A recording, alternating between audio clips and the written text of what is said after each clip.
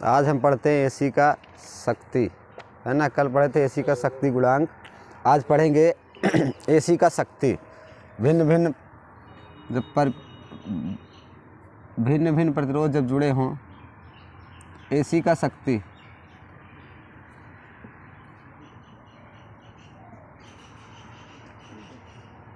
AC का शक्ति, है ना। एसी के शक्ति में प्रतिरोध हम देख लेते हैं। परिपथ आर के लिए, परिपथ आर या आर परिपथ के लिए, आर सर्किट, मतलब कहने का कि जब क्या हो, केवल प्रतिरोध अकेले जुड़ा हो, तब एसी की शक्ति क्या हो जाएगी।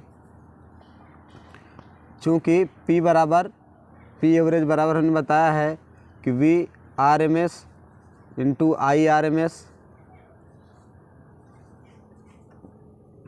RMS इंटू कास फाई, है ना।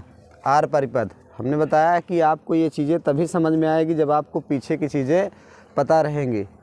तो P एवरेज बराबर VRMS into IRMS cos phi. आपको पता होना चाहिए कि आर परिपथ में वोल्टेज और धारा समान कला में होते हैं। कहने का क्या मतलब है कि फाई जो होता है वहाँ पे कलांतर जो होगा वो जीरो होगा। जब कलांतर जीरो होता है तो यहाँ से हम निकालेंगे P एवरेज बराबर VRMS इंटू IRMS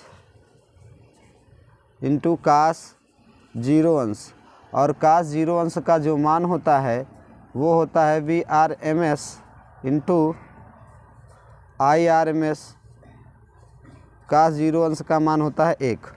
तो ये हो गया आपका आर सर्किट में एवरेज शक्ति, है ना, औसत शक्ति आर सर्किट के लिए ये हो जाता है आपका।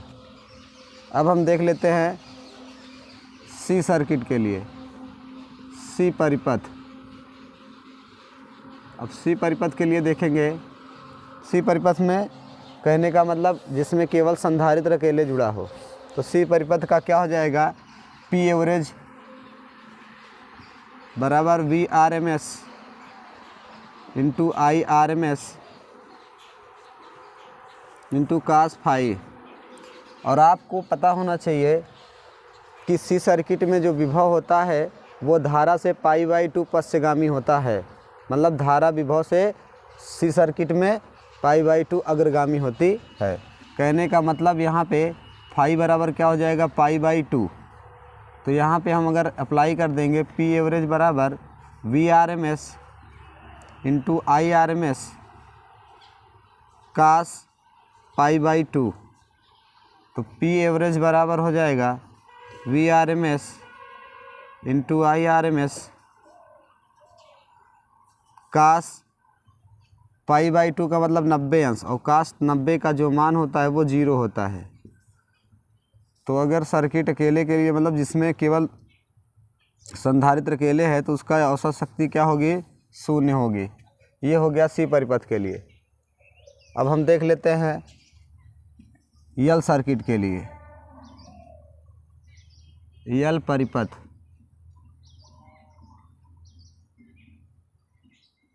तो यल परिपथ के लिए देख लेते हैं। तो यल परिपथ के लिए क्या है, P एवरेज बराबर VRMS into IRMS into cos phi.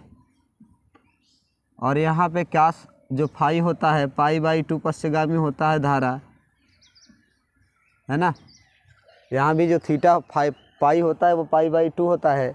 मतलब विभव जो होता है यल सर्किट में, विभव धारा से π/2 अग्रगामी होता है। तो कुल मिला के मतलब कास फाई का मान क्या हो जाएगा, π/2 कलांतर।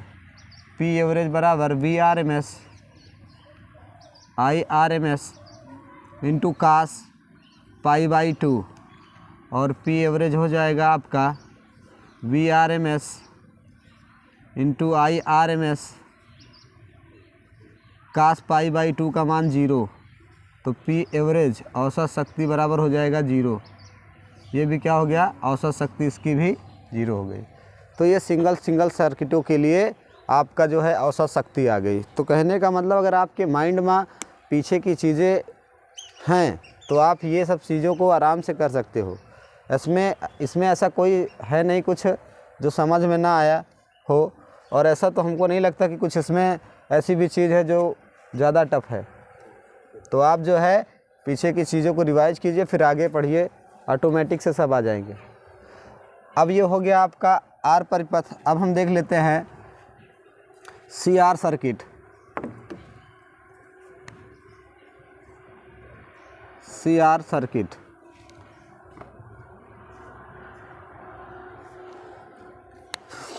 बाकी ये सब चीज़ें अब दो का कॉम्बिनेशन प्रतिबाधा वाले में चेक कर लेते हैं हम। सब कुछ यही रहेगा। पी एवरेज बराबर, चूँकि पी एवरेज बराबर V R M S into R M S into cos phi होता है। तो यहाँ से आपका क्या हो जाएगा, ये चूँकि आपको पता है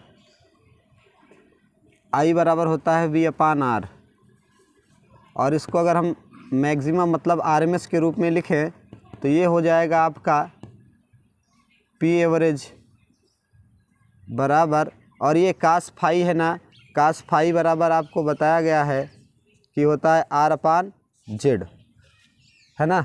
जब दो सर्किट मतलब दो सर्किटों का परिपथ बनाया जाता है तो उसमें प्रतिबाधा हमने कल बताया था आपको पिछले वीडियो में, तो ये चीज़ आपको ध्यान में रखना है।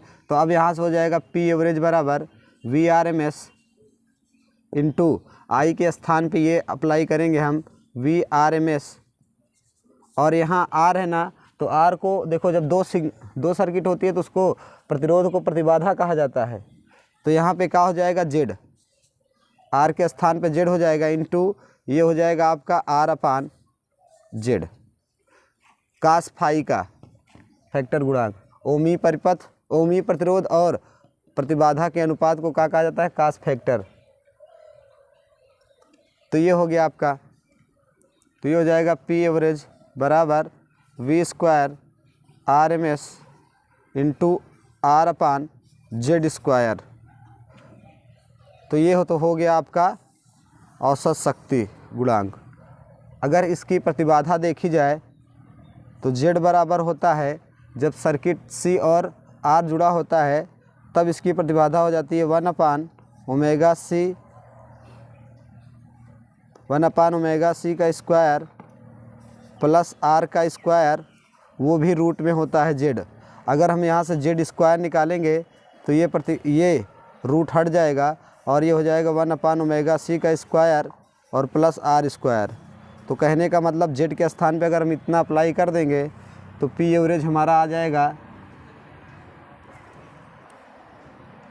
पी एवरेज बराबर हो जाएगा आपका V R M S V square R M S into R बटा ये 1 अपान ओमेगा सी का स्क्वायर प्लस आर स्क्वायर। तब ये आपका क्या हो गया, औसत शक्ति V square R M S into R upon 1 upon omega square plus R square. जब सी आर सर्किट है तब उसके लिए आपका पी एवरेज जो औसत शक्ति होगा उसको इस तरीके से हम निकालेंगे। अब हम देख लेते हैं एल आर सर्किट के लिए, एल आर परिपथ। तो ये आपका सी आर परिपथ हो गया। अब देखते हैं हम एल आर परिपथ। सारी चीज़ें वैसे रहेंगी, पी एवरेज बराबर सब कुछ वही रहेगा V R M S into I R M S into cos phi. तो पी एवरेज बराबर वी आर एम एस का मतलब आई, वी अपान आर हम यहाँ पे अप्लाई कर देते हैं, R M S into V R M S upon R है यहाँ पे तो यहाँ पे जेड लिखेंगे, और कास फाई तो कास फाई के अपान स्थान पे आर अपान जेड लिखेंगे, तो ये हो जाएगा आर अपान जेड। तो यहाँ से पी एवरेज हो जाएगा आपका V square R M S into R upon Z square, और चूँकि यहाँ से इसकी प्रतिबाधा हो जाएगी यल मतलब कुंडली जुड़ी है तो ओमेगा यल का स्क्वायर प्लस आर स्क्वायर, वो भी रूट में। तो अब इसका हो जाएगा, अगर स्क्वायर करेंगे हम तो ओमेगा यल का स्क्वायर प्लस आर स्क्वायर, अगर इसका स्क्वायर करेंगे तो ये करनी हट जाएगी और हम इसको इसी में अप्लाई कर देंगे। तो इसके लिए आ जाएगा आपका पी एवरेज औसत शक्ति बराबर आपका हो जाएगा भैया V square R M S into R upon omega L का स्क्वायर प्लस आर स्क्वायर। तो ये हो गया इसकी औसत शक्ति, है ना। तो ऐसा कुछ तो है नहीं, हमको तो नहीं लगता कि जो है इसमें कुछ चीज़ें ऐसी हैं जो आपको याद करने योग्य हों, सिर्फ समझने का है। अगर समझ लेंगे तो बहुत अच्छी बात है। अब हम देख लेते हैं इसका एलसी सर्किट, एलसी परिपथ, एलसी परिपथ देख लेंगे। फिर वही चीज़ें पी एवरेज बराबर V R M S into, फिर यही रखेंगे हम I R M S into cos phi. तो हम डायरेक्ट रख देते हैं अब की बार, वी स्क्वायर हो जाएगा और ये कास फाई के स्थान पे क्या लिखेंगे आर अपान जेड। तो यहाँ पे आर अपान जेड देखिए यल और सी सर्किट है, तो ये हो गया आपका वी स्क्वायर अपान आर बटा जेड। और यहाँ से जेड का प्रतिबाधा निकाल लेते हैं हम। प्रतिबाधा इसकी हो जाएगी ओमेगा यल माइनस 1 अपान ओमेगा सी का स्क्वायर प्लस आर स्क्वायर। अगर जेड का स्क्वायर निकालेंगे तो भाई रूट लगाएंगे, फिर वही कार्यक्रम यहाँ से करना पड़ेगा, कोई मतलब नहीं है। फिर जेड स्क्वायर हम डायरेक्ट निकाल लिए हैं, फिर यही अप्लाई कर देते हैं। तो पी एवरेज हो जाएगा आपका V square R M S into R upon Z omega L minus 1 upon omega C का स्क्वायर प्लस आर स्क्वायर। ये हो गया आपका औसत शक्ति गुणांक एलसी के लिए, एलसी परिपथ के लिए। एक बचा है एलसीआर, क्या बचा है एलसीआर सर्किट। तो एलसीआर के लिए भी सेम टू सेम ऐसे ही आता है, उसको भी देख लेते हैं हम।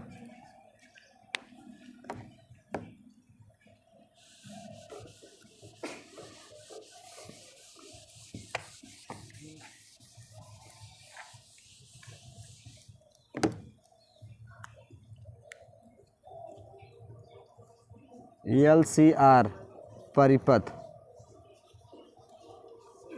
अगर एलसीआर परिपथ के लिए देखेंगे तो फिर वही पी एवरेज बराबर आपका फिर वही सारी चीज़ें होंगी V R M S into I R M S into ये हो जाएगा आर अपान जेड। मतलब कास फाई को क्या लिख सकते हैं आर अपान जेड, तो आर अपान जेड लिख दिया। फिर आर एम एस को हटाएंगे हम, आई आर एम एस को हटाएंगे तो ये हो जाएगा V square R M S और ये हो जाएगा अपॉन जेड गुणे आर अपान जेड। तो पी एवरेज बराबर हो जाएगा V square R M S into R upon Z square. तो पी एवरेज हो जाएगा आपका V R M S into R बराबर बटा जेड का मान, फिर वही चीज़ें रखना है। तो जेड के मान में क्या हो जाएगा ओमेगा एल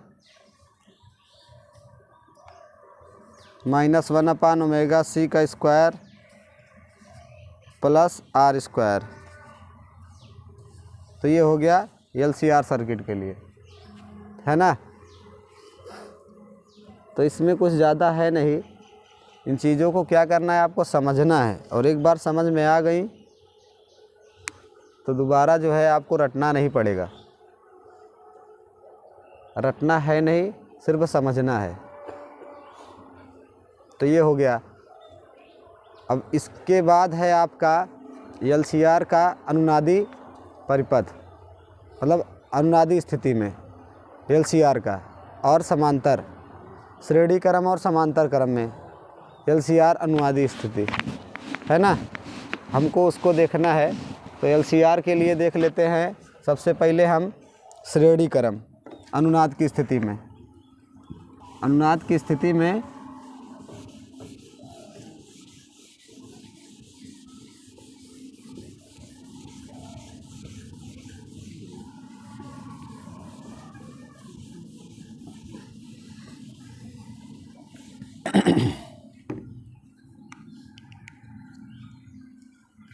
LCR की अनुनाद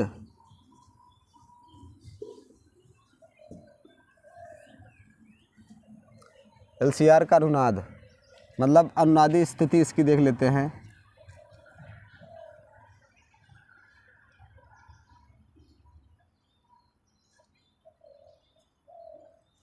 अनुनादी की अनुनादी स्थिति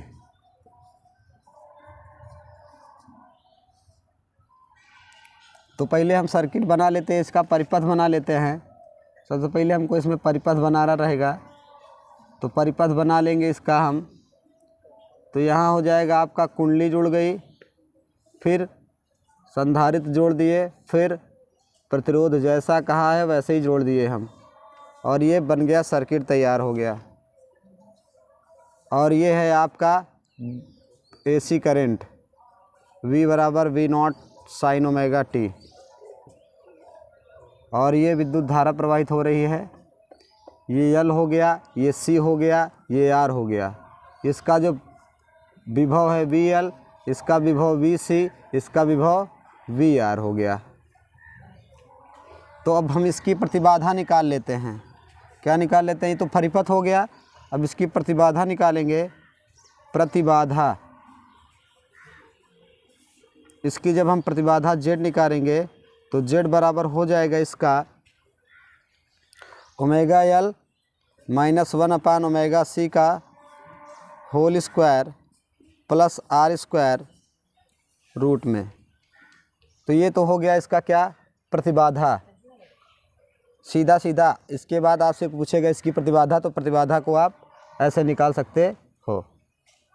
फिर उसके बाद हम देख लेते हैं इसका कलांतर, या हम अनुनाद की स्थिति लगा देते हैं। अभी अनुनाद की स्थिति में क्या होगा यहाँ देख लेते हैं। अनुनाद की स्थिति, अनुनाद की स्थिति में जब अनुनाद की स्थिति में रहेगा तो क्या हो जाएगा, ओमेगा L जो होगा ओमेगा C के बराबर होगा, 1 ओमेगा C के बराबर होगा। तो इससे क्या हो जाएगा, यहाँ पे अगर हम Z निकालेंगे यहाँ से, तो ये हो जाएगा इसके ओमेगा L के स्थान पर ओमेगा C रख देंगे तो ये 0 हो जाएगा, ये हो जाएगा R का स्क्वायर। तो ये R करनी के बाहर हो जाएगा, तो मतलब कहने का क्या हो जाएगा कि Z बराबर R हो जाएगा। कहने का मतलब अनुनाद की स्थिति में जब LCR परिपथ हो तो अनुनाद की स्थिति में ओमी परिपथ का प्रतिरोध ही क्या कहलाता है, प्रतिबाधा कहलाता है। सीधी सीधी बात यही है। ओमी जो परिपथ का प्रतिबाधा है वही क्या कहलाएगा, ओमी परिपथ का जो प्रतिरोध है वही प्रतिबाधा कहलाता है। सीधी सीधी यही बात है। तो ये आपका हो गया प्रतिबाधा और ये हो गया अनुनाद। अब हम इसका निकाल लेते हैं आपका कलांतर या कास फैक्टर गुणांक, कास फाई, कास फैक्टर गुणांक निकाल लेते हैं। तो ये R/Z होता है ना। तो अनुनाद की स्थिति में देखो Z R के बराबर ही है, तो अनुनाद की स्थिति में जब R Z के बराबर ही है तो ये हो जाएगा R के स्थान पे भी हम Z R रख सकते हैं, Z के स्थान पे भी, तो 1 हो जाएगा। मतलब कास फाई बराबर कितना हो जाएगा, 1।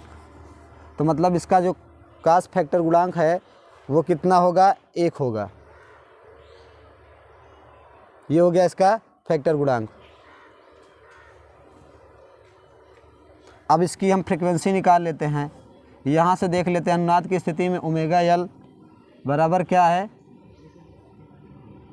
ओमेगा L बराबर 1 ओमेगा C। अगर हम ओमेगा को इधर ट्रांसफ़र कर दें और L को इधर लाएं तो ये हो जाएगा ओमेगा स्क्वायर बराबर 1 LC।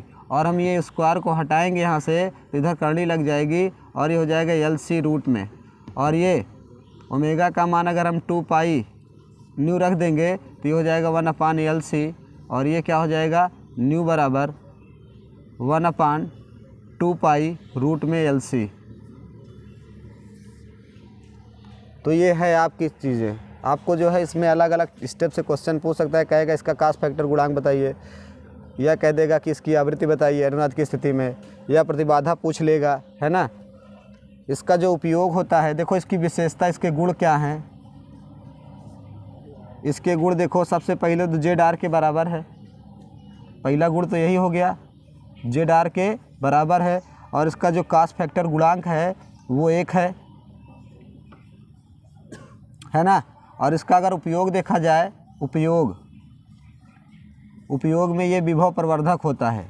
क्या होता है? विभव प्रवर्धक। ये क्या होता है? विभव प्रवर्धक के रूप में उपयोग होता है। तो मतलब समांतर क्रम में, श्रेणी क्रम में जब होता है, श्रेणी क्रम है, श्रेणी क्रम परिपथ में क्या होता है? विभव प्रवर्धक के रूप में कार्य करता है। अब इसके बाद हमको देखना है समांतर क्रम। समांतर क्रम में देखना है